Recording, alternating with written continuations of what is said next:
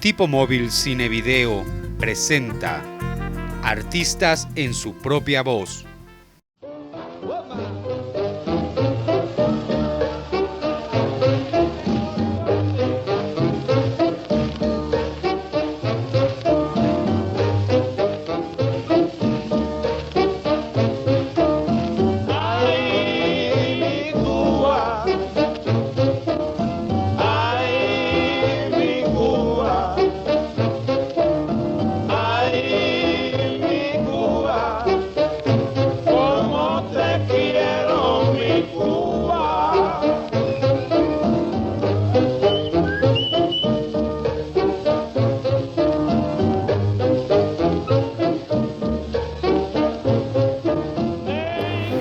Bueno, respecto a este cómic particularmente, me invitaron a trabajar sobre sobre el sonado caso de Teresa, Jacinta y Alberta, que son tres mujeres de una comunidad indígena de Querétaro. Y el tema me interesó desde un principio porque parecía algo interesante, pero luego buscando más información pues resultó ser toda una mina de atrocidades que se generan todo el tiempo, y el cómic era una buena manera muy interesante de explicar, de exponer estas cosas. Ya antes había hecho algo sobre derechos humanos relacionado también con las fosas de Tetelcingo, que de alguna manera ese fue el primer trabajo de este tipo que hice, en el que me interesé por hacer en cómic temas relacionados a las resistencias y a los derechos humanos. Esta llegó después y curiosamente han venido saliendo varios trabajos relacionados a eso, también otros con CIESAS o con Artículo 19 y con otras organizaciones civiles de derechos humanos. Tenemos un amigo en común que es editor, con el que trabajo bastante, Francisco de la Mora, y él creó una compañía especial para este proyecto, se llamaba Símbola Comics, pero también le conocemos como Antifaz. De hecho por aquí está el logotipo, Antifaz, y sobre todo esto de Símbola Comics, que es una compañía creada expresamente para esto, aunque tenemos muchos otros trabajos relacionados a la historia hecha en cómic, la historieta. La relevancia es tal que crea una nueva empatía con las personas que lo van a leer. Bueno, creo que ha crecido tanto esta idea que incluso hoy acabamos de ver que, bueno, lo presentó la secretaria de Gobernación, Olga Sánchez Cordero, y el subsecretario de Gobernación, Alejandro Encinas. Y bueno, creo que eso ya habla bastante de la importancia que se le puede dar a un documento como el cómic, un documento tan veraz como un reportaje de investigación o periodístico. Creo que a ese tamaño puede crecer la historieta, esa relevancia puede tener. Yo creo que el cómic o cualquier otro esfuerzo que hagamos es muy minúsculo. La tarea es gigantesca porque además les debemos a los pueblos originarios, a las naciones indígenas de este país, les debemos 500 años por lo menos. O sea, Europa y Estados Unidos el mundo moderno se financió con la riqueza de América, que les fue extirpada. Justo este año, 2019, se conmemoran 500 años de ese encuentro que le dio completamente la vuelta a las Américas, y les debemos esto. No, tendríamos sí que meterlos más a la historieta y más a la literatura para que pudiéramos realmente hacer una diferencia, pero les debemos todo eso a los indígenas, y nosotros mismos no somos indígenas. O sea, tampoco podemos ponernos en el papel de vengadores o de pretender ser indígenas o pretender que entendemos su cosmovisión, porque no la entendemos. Entonces, lo menos que podríamos hacer es rescatar la lengua y hacerlo todo en náhuatl, en otomí, en todas las lenguas que podemos, sin verlos de reojo, ¿no? Y sin caer en el indigenismo de plástico, que es muy fácil caer en ese indigenismo de plástico. New Age. No es tan fácil sustraerse de toda la información que llega, porque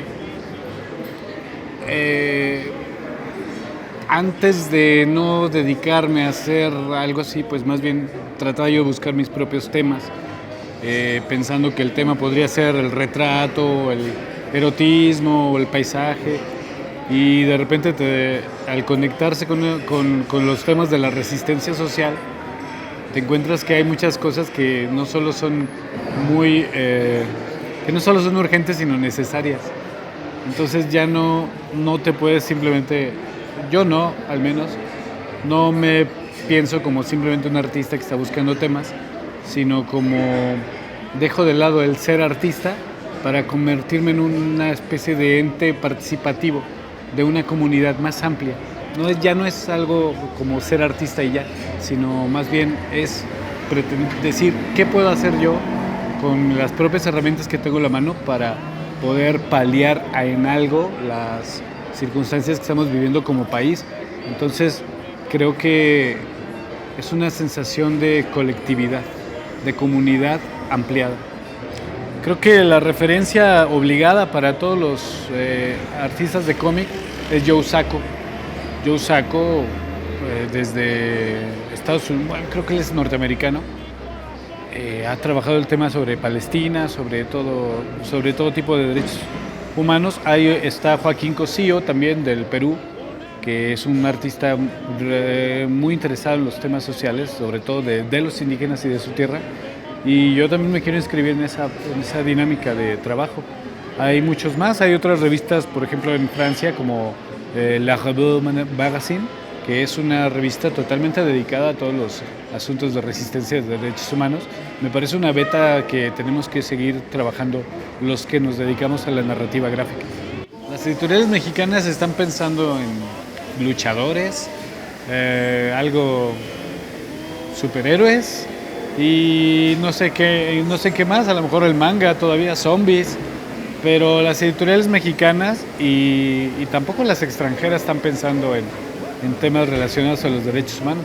Esa es una búsqueda silenciosa de unos cuantos locos que andamos haciendo eso. Sin embargo, sí hay algunas editoriales que están tal vez ya entrando en pensando en que esos son temas también importantes. Hay un cómic que está haciendo Andalucha en Random House y que es sobre los 43 y se llama Vivos se los llevaron. Y bueno, ese es el primer intento y creo que ahí la editorial Random House pues está sacando un 10 tratando de sacar este trabajo. Ahí está inaugurando una nueva línea que creo que ha sido muy inexplorada. Yo publico también con ellos otro libro que está próximo en aparecer, que es sobre la caída de Tenochtitlan. Entonces eso, aunque no hable de derechos humanos, pues en realidad está hablando también de las naciones indígenas.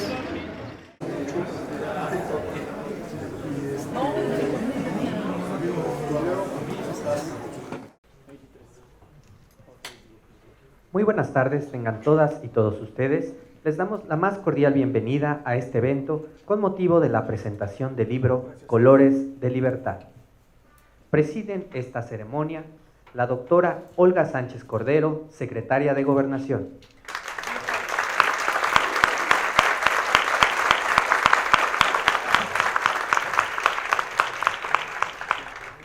El licenciado Alejandro Encinas Rodríguez, subsecretario de Derechos Humanos, Población y Migración.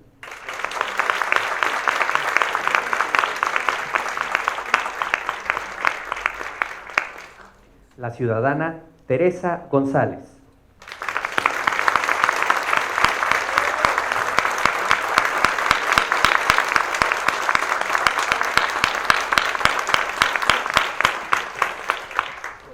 La ciudadana Alberta Alcántara.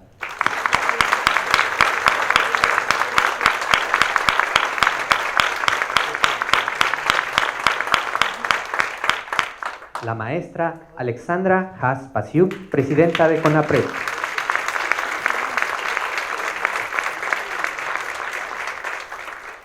Así como el maestro Miguel Pulido Jiménez, autor del libro.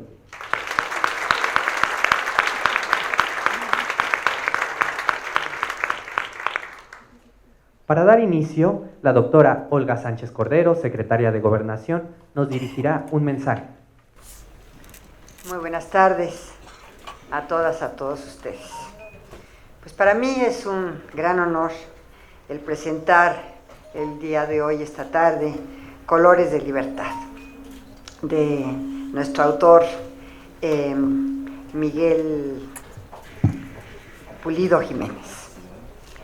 Quiero compartirles el por qué para mí es un honor y por qué estoy aquí gratamente impresionada, no solamente por el libro de Miguel Pulido, sino también por estar acompañada de Alberto y Teresa. Cuando yo integraba la Suprema Corte de Justicia de la Nación, conocimos del caso de estas dos mujeres indígenas privadas injustamente de su libertad, acusadas de secuestrar imagínense ustedes, a los AFIS, a los agentes federales de investigación, y también de poseer droga en sus lugares donde ellas vendían productos para poder tener un ingreso. Fue un asunto interesante y difícil a la vez, porque la Constitución, en la reforma del artículo 105, establece, además de la acción de inconstitucionalidad, establece un recurso de apelación extraordinaria que puede conocer la Suprema Corte.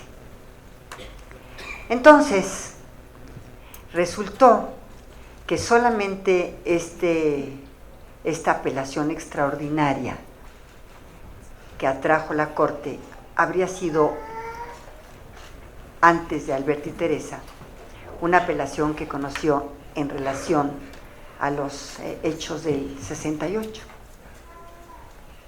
Y esta sería el segundo juicio de apelación extraordinaria que iba a conocer la primera sala de la Suprema Corte. Y era difícil, inclusive, la procedencia de la apelación ante la Corte. ¿Y por qué? Bueno, porque como la Suprema Corte es la última instancia, el hecho de que conozca una apelación extraordinaria no permite, por ejemplo, interponer otros recursos adicionales a la apelación. Por ejemplo, un juicio de amparo u otro mecanismo de defensa diferente, ya que la resolución de la Corte que tome en una apelación extraordinaria será definitiva. Por eso es que la Suprema Corte normalmente, más bien extraordinariamente, atrae una apelación. Pero este fue el caso de Alberto y Teresa. Cuando la Suprema Corte atrajo esta apelación y en su momento decretó la libertad de Alberto y Teresa, realmente fue un asunto verdaderamente importante, no solamente desde el punto de vista jurídico, que ya de por sí era muy interesante, sino también desde el punto de vista de lo que significaba estar procesando a dos mujeres indígenas por el secuestro de unos, imagínense, la estatura, aún así la estatura de estas dos mujeres y estos policías federales, de muchos de ellos, algunos hasta casi de 1,90, 1,80, ¿verdad? Armados hasta los dientes, y ellas solamente, como las ven ahorita, con sus vestidos típicos y vendiendo sus productos. Y yo regreso con un texto que le presento al CONAPRED, que no es necesariamente un estudio sobre la triple discriminación, sino lo que en Estados Unidos o quienes hablan inglés le dicen faction, que es una mezcla de hechos reales con ficción, ¿no? Es una historia novelada, pero los hechos son reales. Y llego con ese libro, y además les llego, perdón, Ale, voy a cometer aquí algunas infidencias, pero además les llego con la propuesta de decir, pero lo que yo quiero es que además vayamos más lejos, y que hagamos esto, una historia que esté contada en otros lenguajes, no solo el lenguaje escrito. Y busqué a un colega, Fran de la Mora, que tiene una empresa de cómics, y está aquí José Luis Pescador, que es el ilustrador. Y entonces les voy a decir, para que vean cómo el Estado de repente es difícil de mover, ¿no? De repente yo llego y le digo, ¿saben qué? Pues yo estoy dispuesto a pagar de mi dinero la ilustración del cómic, y ustedes lo único que tienen que hacer es imprimirlo. No, bueno, procesar eso al interior de la institución. ¿Cómo que tú quieres pagar si en realidad el autor normalmente cobra? No vuelvo a decir nada de esas cosas, lo prometo. Y entonces, no, fue un error técnico. Ya no hay censura, la censura se acabó desde el 1 de diciembre, por favor, ubíquense.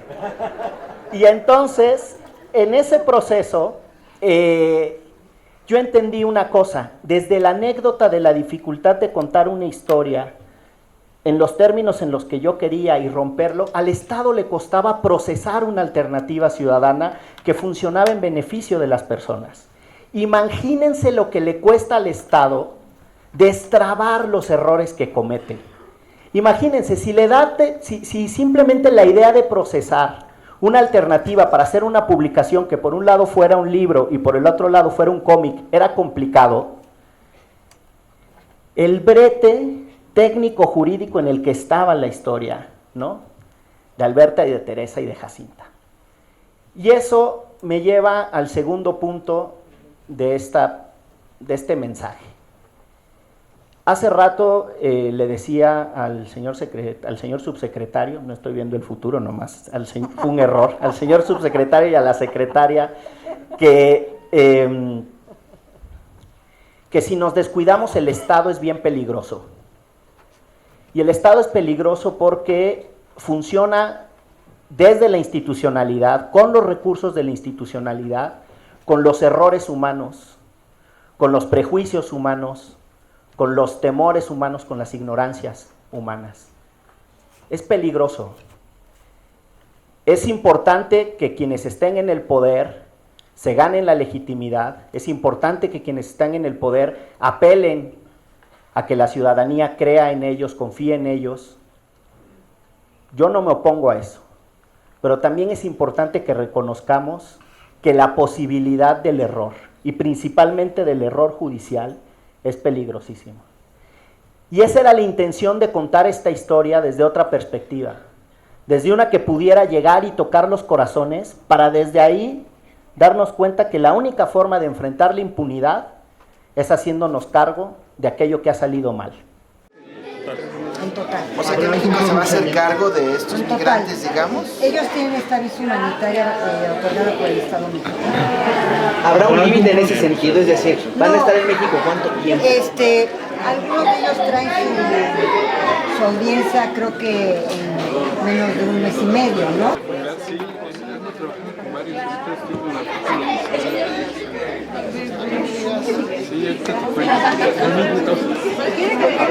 Sí,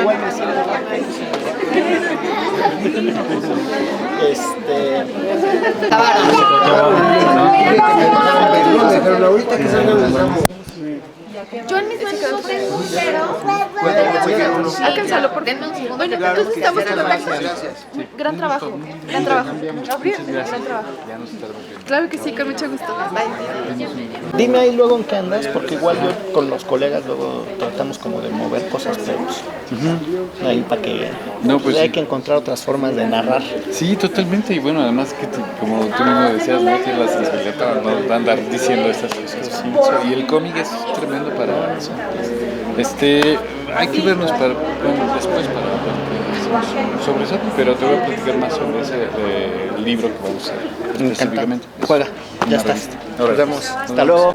Ojalá que lo disfruten. Nos acompañan aquí el ilustrador y estamos trabajando en Cuernavaca, en Morelos, con varios proyectos. Bien, pues nos dimos la oportunidad de venir para acá todos juntos.